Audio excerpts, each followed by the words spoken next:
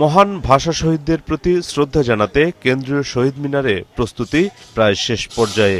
আলপনার রঙের শেষ আঁচড় দিচ্ছেন শিল্পীরা। সুষ্ঠুভাবে দিবসটি পালনের সব ধরনের প্রস্তুতি ইতিমধ্যে সম্পন্ন হয়েছে। ধুয়ে মুছে পরিষ্কার করা হয়েছে মিনার প্রাঙ্গণ। চারুকলার শিল্পীরা শহীদ মিনারের মূল বেদিতে ও আশপাশের রাস্তায় সাদা কালো আলপনা আঁকছেন। ঢাকা বিশ্ববিদ্যালয় চারুকলা থেকে আজ থেকে প্রায় ৩০-৩৫ বছর আগে পাশ করে বেরিয়ে গেছি। এখনো সময় সুযোগ পাইলে চলে আসি এই কাজের সাথে সম্পৃক্ত হওয়ার জন্য। আমরা যখন ছাত্র ছিলাম তখনও করেছি, এখন আমাদের ছাত্রছাত্রীরাও করছে, সাথে আমরাও করছি। পুরো এলাকা জুড়ে নেওয়া হয়েছে ৩ স্তরের নিরাপত্তা ব্যবস্থা।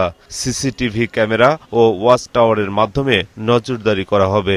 আইনশৃঙ্খলা পরিস্থিতি পর্যবেক্ষণ শেষে জানান র্যাব মহাপরিচালক। আন্তর্জাতিক মাতৃভাষা দিবস উপলক্ষে সন্ধ্যা ৭টার পর থেকে ঢাবি এলাকায় যানবাহন চলাচলে কড়াকড়ি আরোপ করা হয়েছে।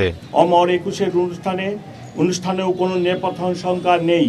তথাপি আমাদের নিয়মিত মোতায়েনের পাশাপাশি সোয়াট, dog squad, bomb disposal team, crime scene unit সার্বক্ষণিক প্রস্তুত থাকবে। আমরা আশা করি যে পরিমাণ নিরাপত্তা ব্যবস্থা আমরা গ্রহণ করেছি, তা আমরা নিরাপত্তার সাথে নিরাপদে এই অনুষ্ঠানটি সম্পন্ন করতে পারব।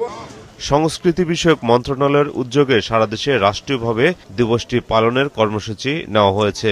রাষ্ট্রকে সম্মানজনকভাবে মোকাবেলা করা এবং নিরাপত্তা নিশ্চিত করা দুটোরই সমন্বয় করা হচ্ছে এবং আমরা এখন পর্যন্ত সকল মহল থেকে অত্যন্ত ভালো সাড়া পাচ্ছে এবং সহযোগিতা পাচ্ছে।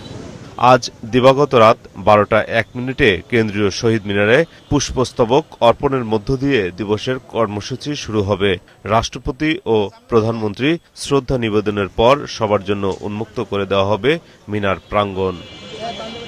মাহমুদুল হাসান, মাছরাঙা সংবাদ, ঢাকা।